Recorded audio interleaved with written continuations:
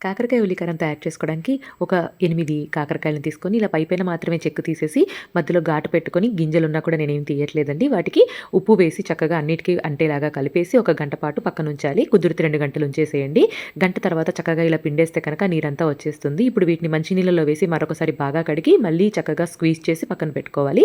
కడాయిలో షాలో ఫ్రైకి ఆయిల్ వేసి వీటన్నిటిని వేసి వేయించుకోవాలనమాట. ఇవి మగ్గేలోగా 2 ఆనియన్స్‌ని, ఒక పెద్ద తెల్లగడ్డని, కాస్త కొబ్బరిని, కొద్దిగా చింతపండుని ఒక మిక్సీ జార్‌లో వేసేసి 2 టేబుల్ స్పూన్ల ఎండుకారపు పొడి, రుచికి సరిపడినంత ఉప్పు, కొద్దిగా బెల్లం పొడి వేసేసుకొని చక్కగా పేస్ట్ చేసుకున్నాను. ఇలా కాకరకాయలు మగ్గిన తర్వాత తీసి ప్లేట్‌లో పెట్టుకొని ఈ కారాన్నంతా స్టఫ్ చేసేసి మిగిలిన కారాన్ని అట్టే పెట్టేసుకోవాలండి.